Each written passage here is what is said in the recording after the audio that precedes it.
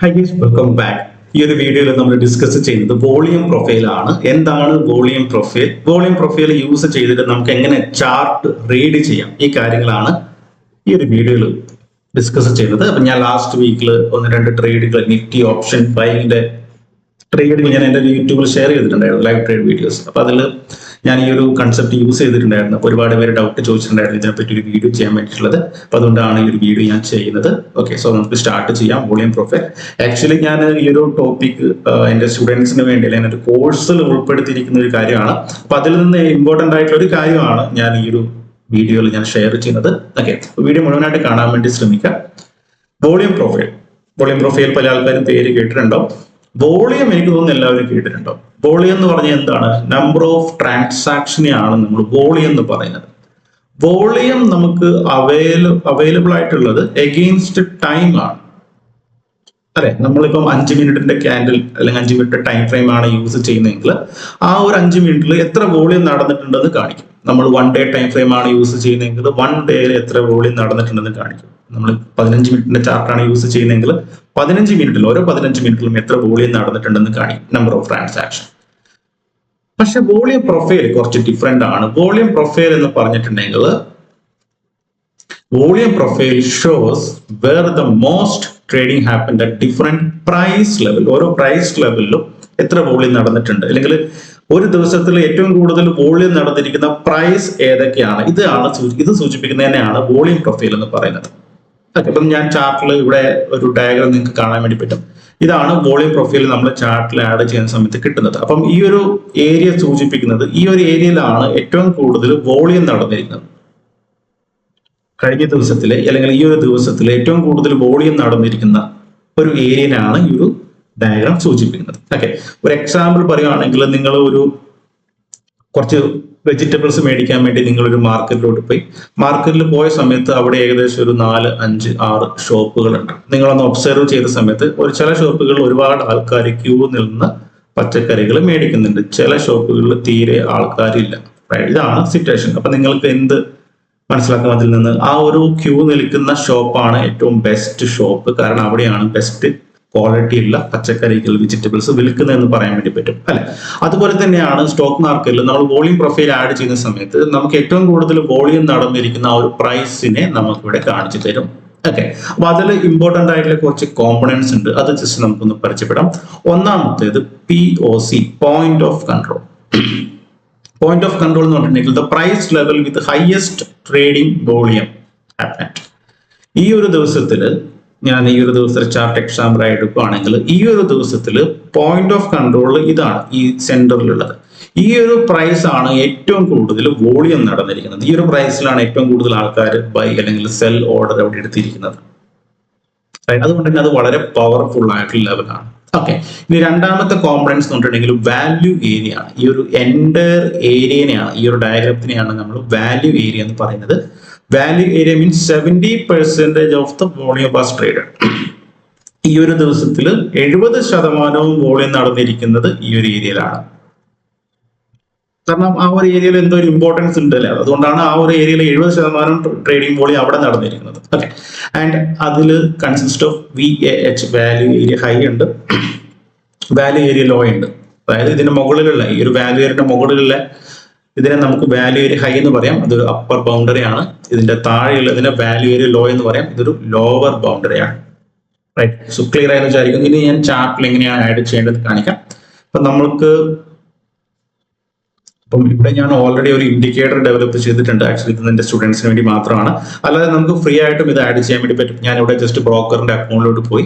അത് കഴിഞ്ഞിട്ട് ഞാൻ ഇവിടെ നാലാമത്തെ option forecasting and measurement tool എടുത്തു. അതിൽ നമ്മുടെ താഴെ നമുക്ക് കാണാം ഫിക്സഡ് റേഞ്ച് വോളിയം പ്രൊഫൈൽ. അത് ഞാൻ എടുത്തു. അത് കഴിഞ്ഞിട്ട് നമ്മൾ എന്താണ്, ഏത് ദിവസത്തിലേക്കാണ് ആഡ് ചെയ്യേണ്ടത്? ഫോർ എക്സാമ്പിൾ എനിക്ക് 15-ാം തീയതിയിലേക്ക് ആഡ് ചെയ്യണം.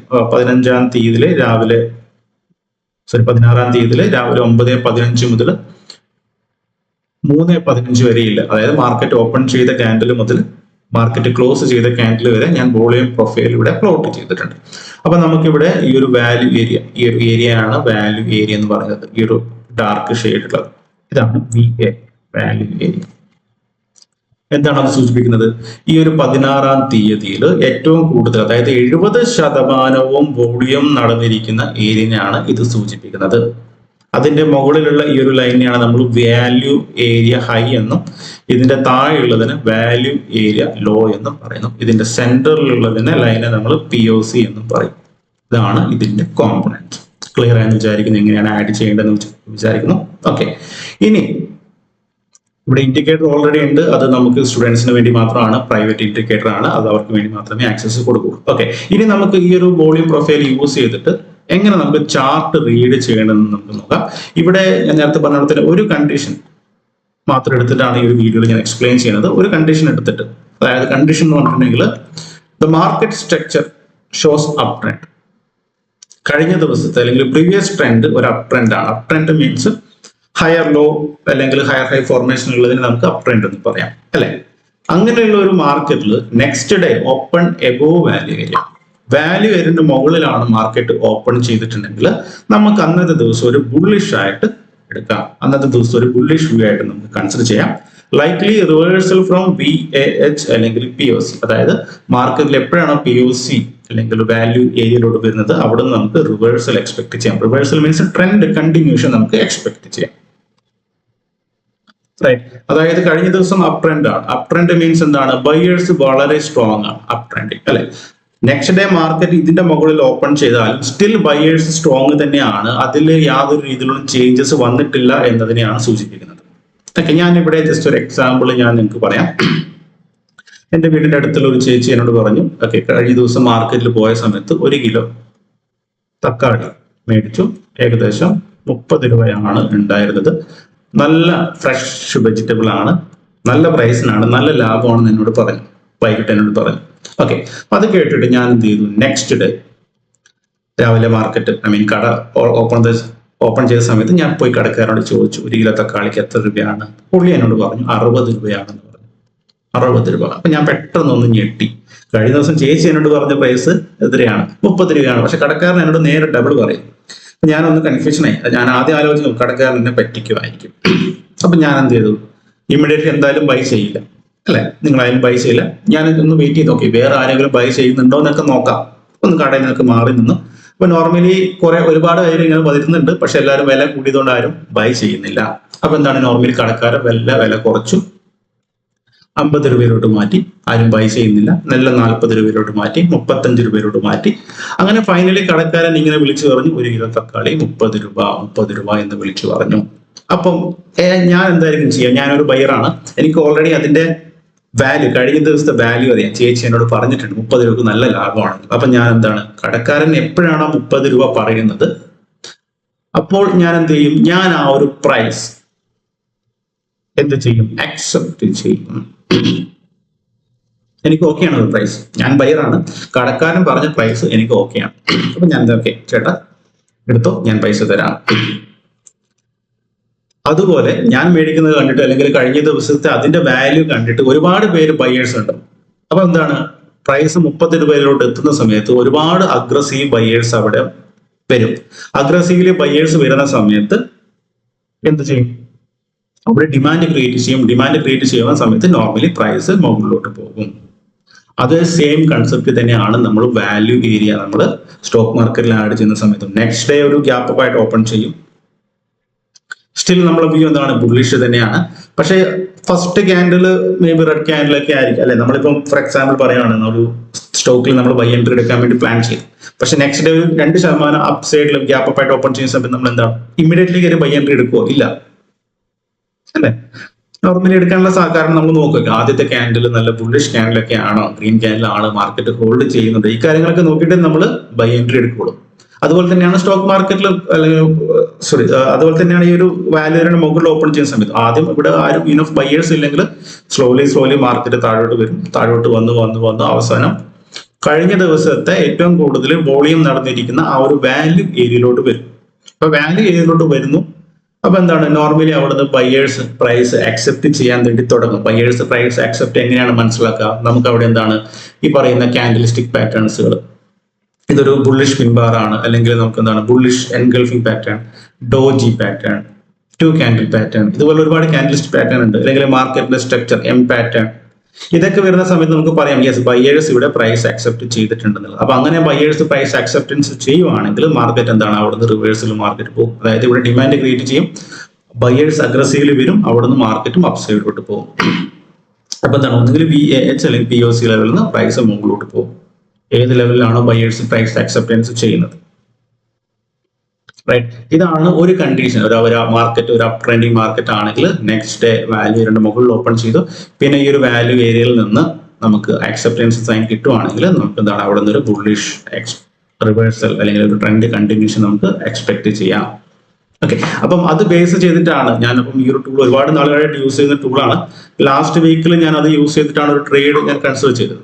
ഓക്കെ, ഫോർ എക്സാമ്പിൾ ഞാൻ എടുത്തത് എനിക്ക് 17-ാം തീയതിയിൽ നിങ്ങൾക്ക് യൂട്യൂബിൽ നോക്കി കാണാൻ വേണ്ടി പറ്റും. ഇതാണ് 17-ാം തീയതിയിൽ, ഇതാണ് 17-ാം തീയതിയിലെ ചാർട്ട്. ഞാൻ മാർക്കറ്റിലോട്ട് വന്നു. ആൻഡ് സ്ട്രക്ചർ നോക്കുവാണെങ്കിൽ ഒരു മോഡറേറ്റ്ലി ബുള്ളിഷ് സ്ട്രക്ചർ ഉണ്ടായിരുന്നു. നെക്സ്റ്റ് എന്താണ് മാർക്കറ്റ് ഓപ്പൺ ചെയ്തിരിക്കുന്നത്, ഗ്യാപ്പ് അപ്പ് ആയിട്ട് ഓപ്പൺ ചെയ്തു. ആൻഡ് ഓൾസോ എബോവ് വാല്യൂ ഏരിയന്റെ മുകളിലാണ് മാർക്കറ്റ് ഓപ്പൺ ചെയ്തിരിക്കുന്നത്. അത് കഴിഞ്ഞ് ഇനീഷ്യലി ഒരു സെല്ലിംഗ് ക്യാൻഡിൽ വന്നു. അതായത് ഇവിടെ ഇനഫ് ബയേഴ്സ് ഇല്ല, മാർക്കറ്റ് ഗ്യാപ്പ് അപ്പ് ആയിട്ട് ഓപ്പൺ ചെയ്തിട്ട് താഴോട്ട് വരുന്നതിന് അർത്ഥം എന്താണ്, അവിടെ ഇനഫ് ബയേഴ്സ് ഇല്ല, മാർക്കറ്റ് ഹോൾഡ് ചെയ്യുന്നില്ല. അപ്പൊ എന്താണ് നോർമലി കഴിഞ്ഞ ദിവസത്തെ വാല്യൂ ഏരിയയിലോട്ട് വന്നു. അത് കഴിഞ്ഞ് ഇവിടെ നിന്ന് നമുക്ക് അക്സെപ്റ്റൻസ് കാണാൻ വേണ്ടി പറ്റും. ഇവിടെ ഒരു റിജക്ഷൻ ക്യാൻഡിൽ, ഒരു വലിയൊരു വിക്കോടെ ക്യാൻഡിൽ വന്നു, പിന്നെ കുറച്ച് സമയം ഹോൾഡ് ചെയ്തു, പിന്നെ വീണ്ടും ഒരു ഗ്രീൻ ക്യാൻഡിൽ കാണാം. ഇവിടെ 24,000 ലെവൽ കൂടെ ഉണ്ട്. അപ്പൊ എന്റെ എൻട്രി എന്ന് പറഞ്ഞിട്ടുണ്ടെങ്കിൽ അവിടെ ബയേഴ്സ് അക്സെപ്റ്റൻസ് ചെയ്ത് കഴിഞ്ഞ്, അതായത് നെക്സ്റ്റ് ഈ ഒരു ക്യാൻഡിൽ ഞാൻ എന്റെ എൻട്രി എടുത്തിരുന്നു. കാരണം എന്താണ് അവിടെ ബയേഴ്സ് അക്സെപ്റ്റൻസ് ചെയ്തിട്ടുണ്ടെങ്കിൽ കഴിഞ്ഞ ദിവസത്തെ വാല്യൂ ഏരിയ പ്രൈസ് ആണ്, POC ലെവലാണ്. അപ്പൊ എന്താണ് അവിടെ ഡിമാൻഡ് ക്രിയേറ്റ് ചെയ്യും, അഗ്രസീവ്ലി ബയേഴ്സ് വരും. ബയേഴ്സ് വരുന്ന സമയത്ത് നോർമലി അപ്സൈഡിലോട്ട് ഒരു മൂവ്മെന്റ് നമുക്ക് എക്സ്പെക്ട് ചെയ്യാം, കാരണം ഡിമാൻഡ് ഉള്ളത് കൊണ്ട്. അപ്പൊ ഞാൻ ആ ഒരു ട്രേഡ് എടുത്തത് ആ ഒരു ബേസിലാണ്. അപ്പം ഇതുപോലുള്ള ട്രേഡുകൾ നിങ്ങൾ ബാക്ക് ടെസ്റ്റ് ചെയ്ത് നോക്കിയിട്ടുണ്ടെങ്കിൽ നിങ്ങൾക്ക് കിട്ടും. ഓക്കെ, പിന്നെ ഒരു കാര്യം കൂടി ശ്രദ്ധിക്കാനുള്ളത്, നമ്മളെപ്പോഴും ഇത് പ്ലോട്ട് ചെയ്യുന്നത്, ഇപ്പം ഫോർ എക്സാമ്പിൾ നമ്മൾ വാല്യൂ ഏരിയ പ്ലോട്ട് ചെയ്തു, വാല്യൂ ഏരിയ നമ്മൾ 17-ാം തീയതിയിൽ പ്ലോട്ട് ചെയ്തിട്ട് അതിന്റെ വാല്യൂ 17-ാം തീയതിയിൽ ഞാനിവിടെ പ്ലോട്ട് ചെയ്തു. അത് നെക്സ്റ്റ് ഡേയിലാണ് ആ വാല്യൂ നോക്കിയിട്ട് നമ്മൾ ട്രേഡിൽ കൺസിഡർ ചെയ്യേണ്ടത്. അപ്പം ഇതാണ് നെക്സ്റ്റ് ഡേക്കുള്ള വാല്യൂ ഏരിയ. അപ്പൊ നിങ്ങൾക്ക് ഇവിടെ POC ലെവൽ നമുക്ക് റിവേഴ്സ് നമുക്ക് കാണാൻ വേണ്ടി പറ്റും.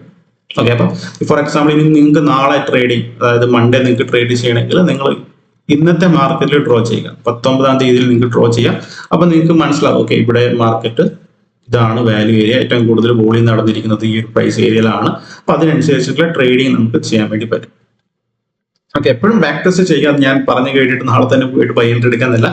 ബാക്ക് ടെസ്റ്റ് ചെയ്യാം, മാർക്കറ്റ് സ്ട്രക്ചർ പഠിക്കാം, സൈക്കോളജി പഠിക്കാം. ഓക്കെ, അപ്പൊ ഇവിടെ ഞാൻ ഓൾറെഡി ഇൻഡിക്കേറ്റർ ഇവിടെ ആഡ് ചെയ്തിട്ടുണ്ട്. അപ്പം ട്രേഡുകൾ ഓൾറെഡി നിങ്ങൾക്ക് യൂട്യൂബിൽ കാണാൻ വേണ്ടി പറ്റും. അല്ലെ, ഇവിടെ നിന്ന് ഒരു ട്രേഡ് ഞാൻ എടുത്തിട്ടുണ്ടായിരുന്നു, പിന്നെ ഇവിടെ നിന്ന് ഒരു ട്രേഡ് എടുത്തിട്ടുണ്ടായിരുന്നു. ആൻഡ് കഴിഞ്ഞ ദിവസമൊക്കെ നമുക്ക് കാണാം ഇവിടെ POC ലെവലിലൊക്കെയാണ് റിവേഴ്സൽ വന്നത്. അപ്പൊ നമുക്ക് ഏകദേശം അറിയാൻ വേണ്ടി പറ്റും, അതായത് മാർക്കറ്റിന്റെ ചാർട്ട് നമുക്ക് റീഡ് ചെയ്യാൻ വേണ്ടി പറ്റും നമ്മൾ ഈ ഒരു ടൂൾ യൂസ് ചെയ്യുവാണെങ്കിൽ. അതുകൊണ്ട് തന്നെയാണ് എൻ്റെ വൺ ഓഫ് മൈ ഫേവറേറ്റ് ടൂളാണ്. എൻ്റെ സ്റ്റുഡൻസിനും അറിയാം. റൈറ്റ്, അപ്പം മെയിൻ ആയിട്ട് ഞാൻ കൂടുതൽ ഫോക്കസ് ചെയ്യുന്ന ഒരു ടൂൾ കൂടിയാണ്. ഓക്കെ, അപ്പൊ ക്ലിയർ ആയെന്ന് വിചാരിക്കുന്നു. ആൻഡ് ഇതൊരു കണ്ടീഷനാണ്. അപ്പൊ ഇനി നെക്സ്റ്റ് കണ്ടീഷൻ, ഡൗൺ ട്രെൻഡിൽ ഒരുപാട് കണ്ടീഷൻസ് ഉണ്ട്, അതിന്റെ വീഡിയോസ് ഉടനെ വരുന്നതാണ്. റൈറ്റ്, സോ പുതിയൊരു വീഡിയോ ആയിട്ട് കാണാം. So bye bye, thank you.